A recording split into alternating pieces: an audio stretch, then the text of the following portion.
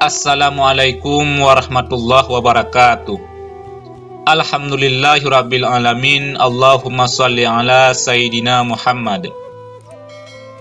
Sahabat beriman yang dirahmati oleh Allah, ziarah kubur atau ziarah makam merupakan salah satu anjuran dari Rasulullah sallallahu alaihi wasallam.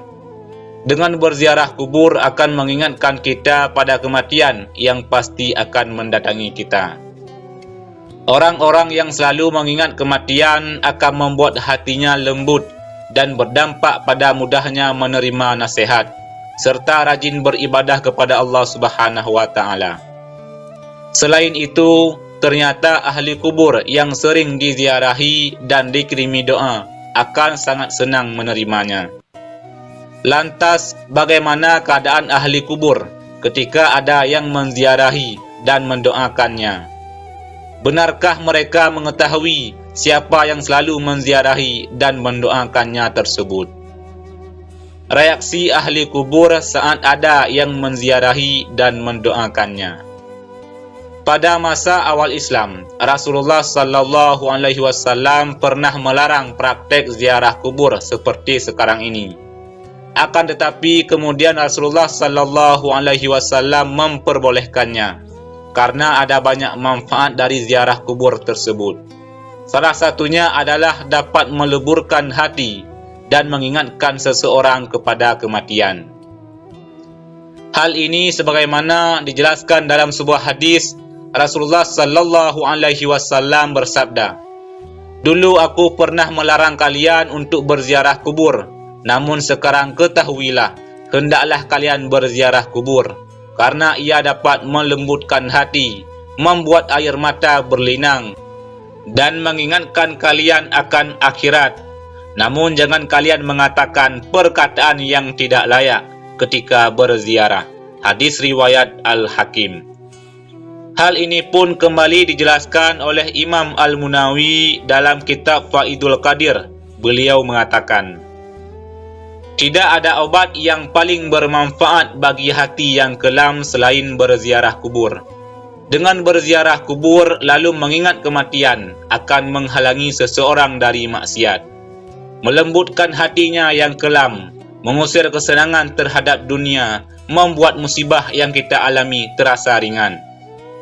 Ziarah kubur itu sangat dahsyat pengaruhnya untuk mencegah hitamnya hati dan mengubur sebab-sebab datangnya dosa.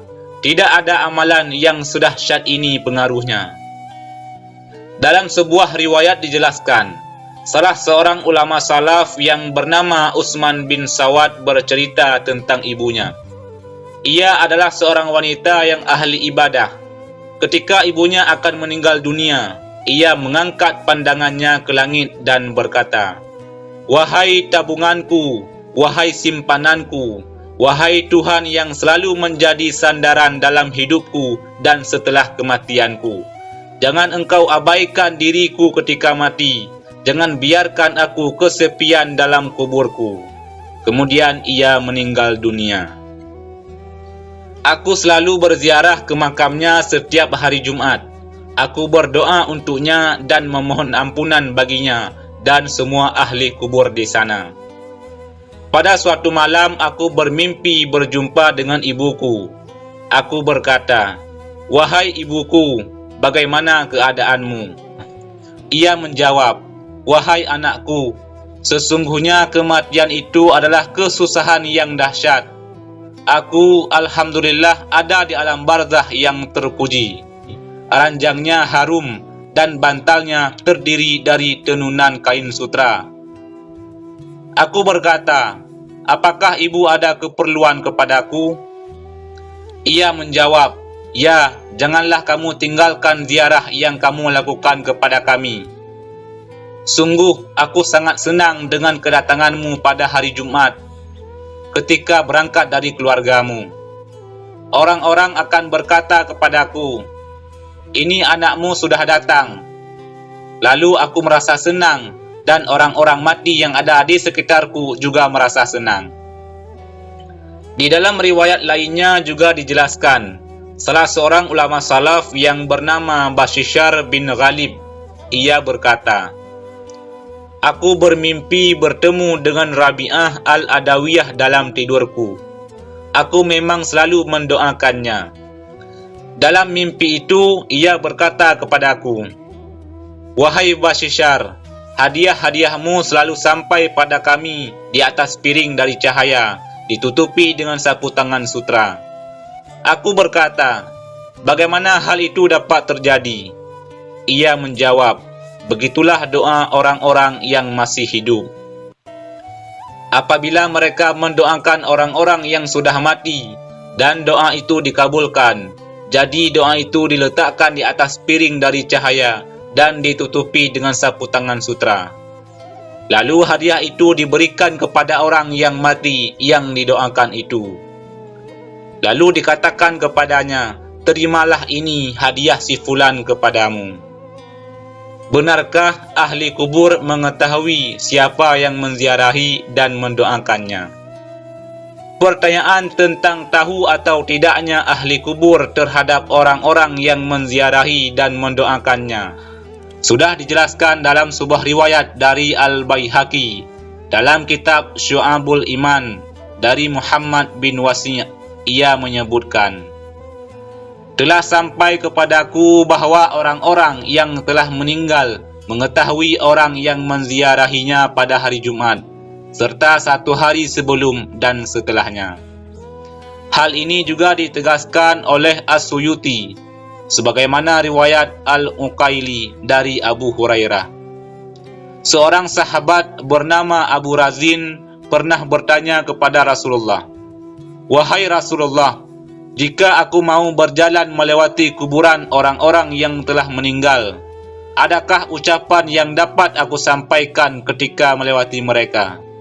Rasulullah sallallahu alaihi wasallam menjawab, "Ucapkanlah olehmu, 'Assalamualaikum ya ahlal kubur, minal muslimina wal mu'minin, antum lana salafu wa nahnu lakum taba'un, wa inna insya'allahu bikum lahiqun."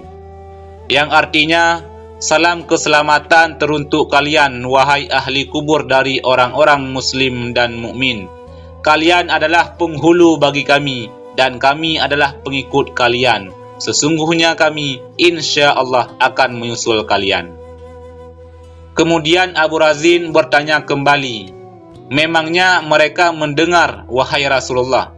Rasulullah sallallahu alaihi wasallam menjawab, "Mereka mendengar, namun tidak bisa menjawab." Rasulullah sallallahu alaihi wasallam berkata lagi, "Wahai Abu Razin, tidakkah engkau rida ucapanmu dijawab malaikat sebanyak mereka?" As-Suyuti menjelaskan bahwa yang dimaksud mereka tidak mampu menjawab adalah menjawab dengan jawaban yang terdengar oleh orang hidup. Artinya mereka tetap menjawab, namun hanya saja tidak terdengar oleh orang yang masih hidup. Sahabat beriman yang dirahmati oleh Allah, demikianlah penjelasan mengenai reaksi ahli kubur saat ada seseorang yang menziarahi dan mendoakannya. Semoga video ini dapat menggugah hati kita untuk lebih sering berziarah atau mendoakan orang-orang yang sudah meninggal dunia. Karena hal itu juga dapat melembutkan hati dan meningkatkan ibadah kepada Allah Subhanahu wa taala. Wallahu a'lam bissawab. Demikian yang bisa kami bagikan, mudah-mudahan ada manfaatnya. Amin ya rabbal alamin. Wassalamualaikum warahmatullahi wabarakatuh.